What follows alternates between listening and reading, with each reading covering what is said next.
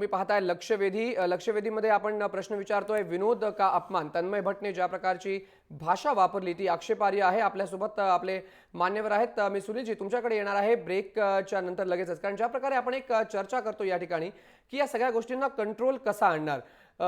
इतक्या सहजासहजी सोशल नेटवर्किंगवरती सरकार कंट्रोल ठेवू शकत नाही. एखाद्याचं जर बोलणं असेल, हल्ली स्मार्टफोन सगळ्यांकडे आहे, छोटासा व्हिडिओ काढला, स्पूफ केला आणि पाठवून दिला, कोणी त्याला जे आहे ते आक्षेप घेऊ शकत नाही. मात्र या सगळ्या गोष्टींमुळे कुठेतरी एक वाईट मेसेज जातोय सोसायटीमध्ये. बिल्कुल सही बात है। देखिए अभी जहाँ तक मैं परफॉर्मेंस करता हूँ, मैं लोगों गांव-गांव जाता हूँ, अलग-अलग शहरों में जाता हूँ, विदेशों में भी जाता हूँ।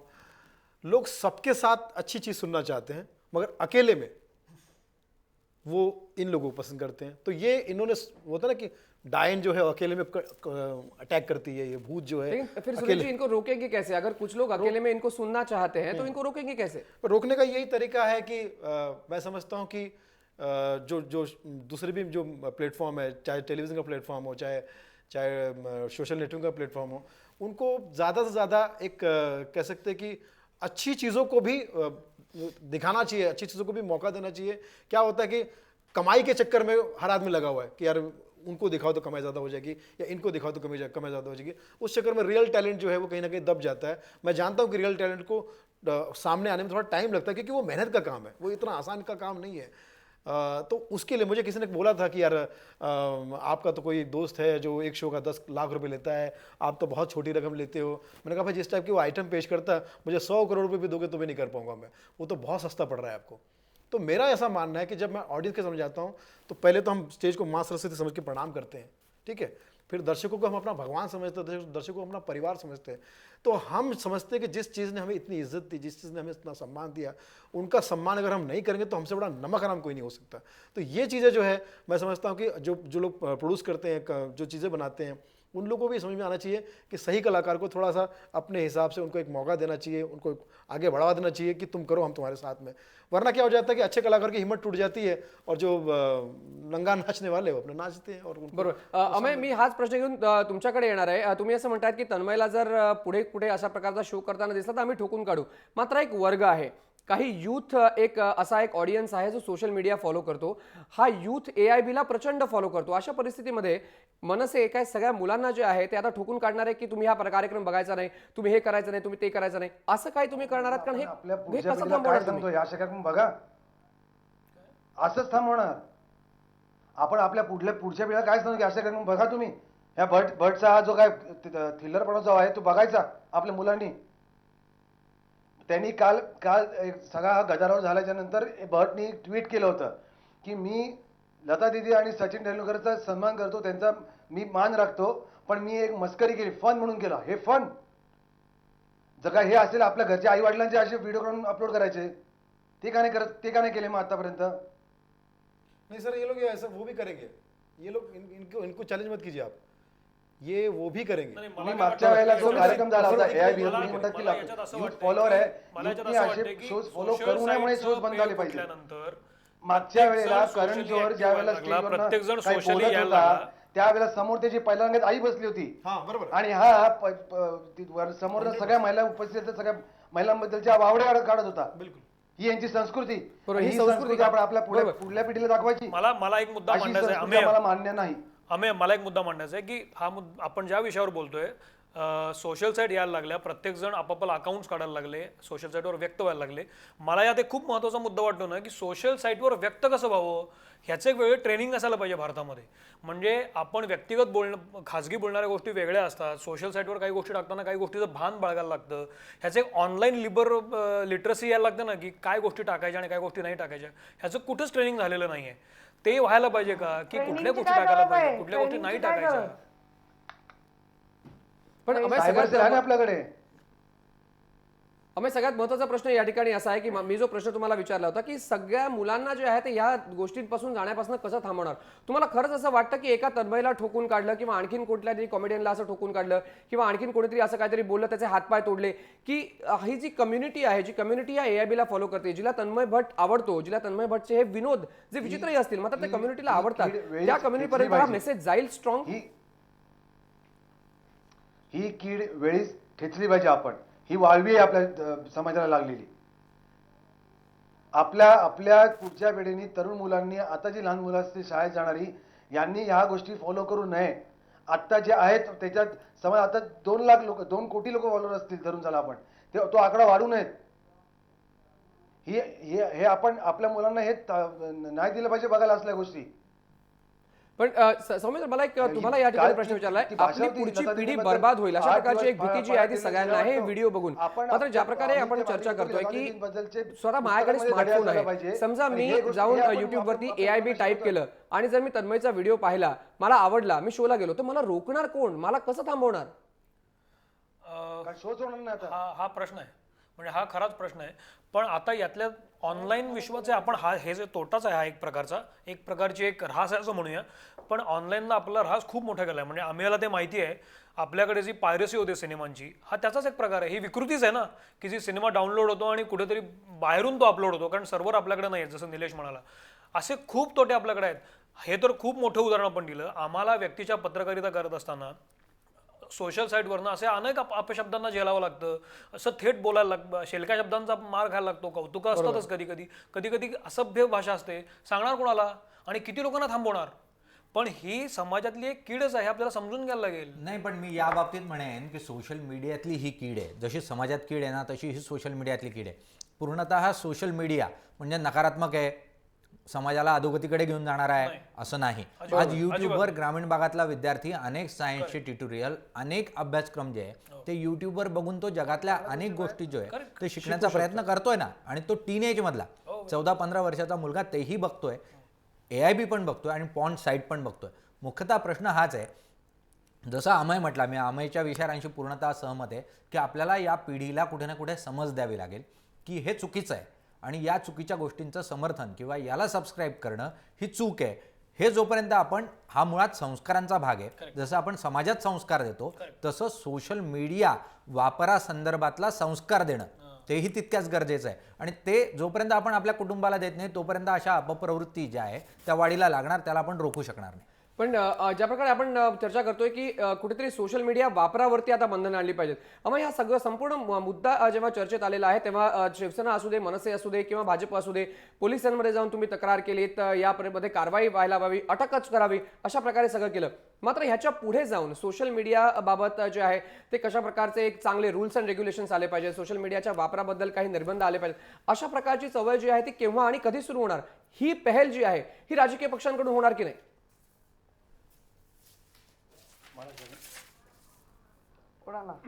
मला विचारलं का? अमय, तुम्हालाच विचारलं की ही एक पहल जी आहे ही राजकीय पक्षांकडून सुरू मला होणार असं की नाही, वाटतं- की नवीन चांगले लॉज आणावेत, नवीन चांगल्या गोष्टी ज्या आहेत त्या हँडल कशा करायच्या या शिकायला पाहिजेत, ही कधी मुवमेंट सुरू होणार? तक्रारी करून काही फायदा होणार आहे का? सोशल नेटवर्क या नेटच्या माध्यमामध्ये चांगल्या गोष्टी देखील आहेत ना. आणि मला असं वाटतं की आपल्याकडे सायबर सेल आहे. सायबर सेलनी कुठल्या गोष्टी अपलोड कराव्या याच्यावर सायबर सेलचं त्याच्यावर नियंत्रण असायला हवं. एखादी चुकीची व्हिडिओ किंवा चुकीची गोष्ट अपलोड झाली ती ताबडतोब डिलीट करता आली पाहिजे लगेचच. अशा प्रकारच्या अनेक गोष्टी करता येतील ना. आणि तशा केल्या जात किशोर, माझा प्रश्न अमय सोबत तुम्हालाही होता. अमयच्या उत्तरानंतर मी तुमच्याकडे येणार होतो.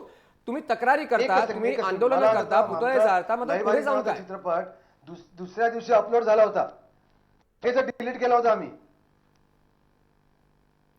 बरोबर, डिलीट केला होता अपलोड झालेला व्हिडिओ, असं अमयचं म्हणणं. आता किशोर, ते हा प्रश्न तुम्हालाही होता की ह्याच्या पुढे जाऊन तुम्ही काय करणार? पुतळे जाळून ही गोष्ट थांबणार का? पाय तोडून ही गोष्ट थांबणार का? मोबाईल उघडल्याबरोबर ती साईट आम्हाला दिसली आणि इतकी वल्गल होती. मी स्थानिक पोलीस स्टेशनला फोन केला, कारण मला कळलं नाही कोणाला करावा. पण त्याने 15 मिनिटात ती साईट बंद केली. तर ह्या पद्धतीने सगळ्या मुलांवर हे चांगले संस्कार होण्याची आता गरज आहे. कारण प्रत्येकाच्या हातामध्ये जग आलंय, एका बोटावरती जग आलंय आणि त्याच्यामुळे ते सगळ्या गोष्टी घडतायत. आणि मग आपण जेव्हा या टीव्हीच्या माध्यमातून या जेव्हा अशा चर्चा करतो तेव्हा त्या माध्यमातून पण एक संस्कार होतात. आणि म्हणून मग ही भाषा वापरावी लागते की अशा लोकांना ठोकूनच काढले अशा पाहिजे. लोकांना ठोकूनच काढलं पाहिजे. एस एम रंजन, मी तुमच्याकडे येतो. ज्या प्रकारे ही चर्चा सुरू आहे, एक महत्त्वाचा मुद्दा या ठिकाणी आला की ठोकूनच काढलं पाहिजे तरच ह्या प्रवृत्ती बंद होतील. तुम्हाला खरंच असं वाटतं? कारण तुम्ही बरेच वर्ष जे आहे ते एका ह्या सगळ्या गोष्टींमध्ये साहित्यामध्ये काढलेलं आहे. ठोकणं हीच एक शेवटची जी आहे ती आपल्या हातात काही हत्यार आहे का? पहिलं मी बोलू इच्छितो, ही वैचारिक लढाई आहे. ठोकणं हा शेवटचा मार्ग आहे. पहिलं मला सांगायचं वाटतं की मगाशी आपल्या खूप पाठी एक मुद्दा गेला. सौमित्र बोलले होते की लता दीदी आणि सचिनने जाऊन कंप्लेंट करावी. नाही, सायबर सेल याच्यावर ॲक्शन घेऊन एक दिवस यांना एकेकाला 4 दिवस आत टाकतील ना, ते ऑटोमॅटिकली सोशल मीडियावरचे घाणेरडे प्रकार बंद होतील. ही विकृती आहे, समाजात लागलेली विकृती आहे आणि आपले काही लोक त्यांना सपोर्ट करत आहेत. तसं मगाशी आम्ही बोलले की आम्ही ते करण झोहरचं केलं आहे. करण झोहरने ते विकृतीच केली होती आणि याच्या आधी मी 10 वर्ष मागे जाऊन सांगतो, आपल्या देशाचा राष्ट्रध्वजाचा अपमान झाला होता. जॉनी लिव्हरवर जेव्हा ॲक्शन घेतली पण तिथे थोडक्यात थांबवली गेली. तेव्हा जर राष्ट्रध्वजावरचा त्यांनी अपमान केला होता. आज जो मी म्हणतोय सचिन आणि लता दीदी पण आपल्या राष्ट्रध्वजा वेळेस आम्हाला अभिमानास्पद आहेत. तर ही आत्ता तर लता दीदी किंवा सचिनने कंप्लेंट करू नये, स्वतः सायबर सेलने त्यांच्यावर कंप्लेंट घ्यावी आणि ॲक्शन घेऊन 4 दिवस याला हात टाकावा.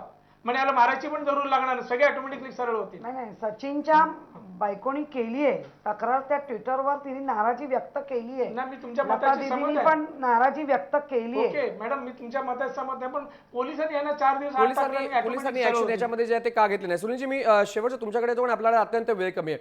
ही सगळी चर्चा झाल्यानंतर एक प्रश्न असा पडतो की जर एखाद्या माणसाला कॉमेडियन बनायचं असेल, त्याने सुनील पाल किंवा जॉनी लिव्हर किंवा यासारखा आदर्श घ्यावा. काही मुलं म्हणतील की नाही, आम्हाला तन्मय पण आवडतो, आम्ही तन्मयसारखं काहीतरी करू.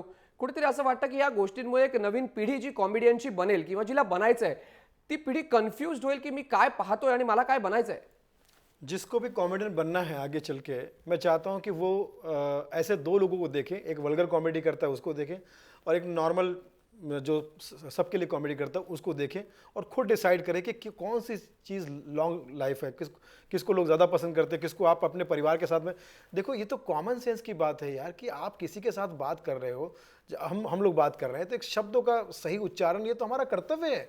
इसमें कौन सी नई बात है, या कोई हम पे कोई ज़बरदस्ती करेगा या कोई कानूनी कार्रवाई करेगा तभी हम लोग बोलेंगे? अगर हम इंसान बन के पैदा, हम जानवर तो है नहीं, सुअर नहीं है, कुत्ते नहीं है जो जिनको हम बोल सकते हैं यार वो जानवर है. इंसान बनाया भगवान ने, दिमाग दिया है, बहुत तेज़ दिमाग दिया है, बहुत अच्छा सोच दिया है, हम सब कुछ कर सकते हैं. उसके बावजूद भी अगर ये कर रहे हैं तो ये तो भगवान का भी अपमान है.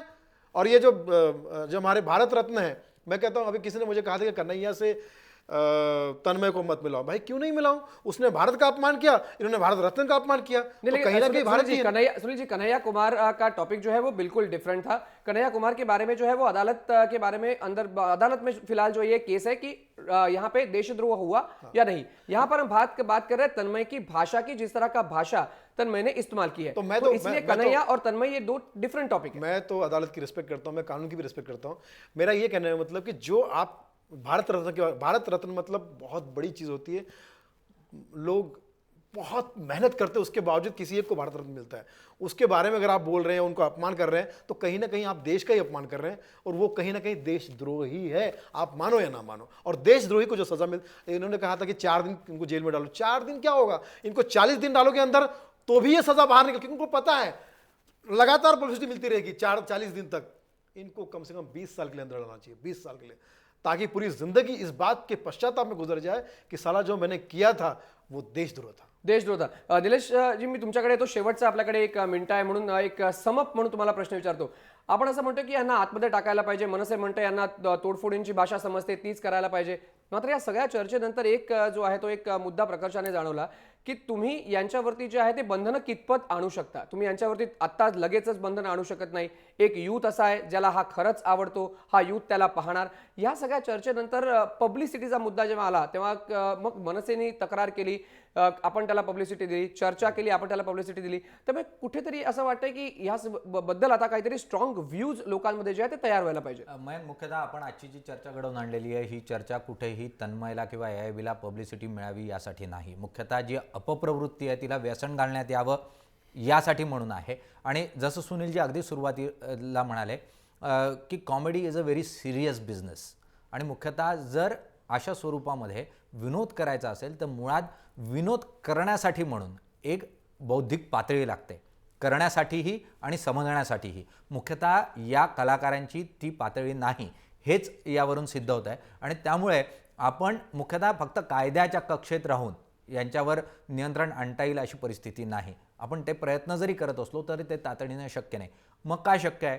तर आत्ता शक्य ते हेच की अशा अपप्रवृत्तींना किंवा अशा वाईट विनोदांना आपलं कुटुंब जे आहे किंवा आपल्या आजूबाजूचा जो समाज आहे तो कोणत्याही परिस्थितीत त्याच्यापर्यंत जाणार नाही.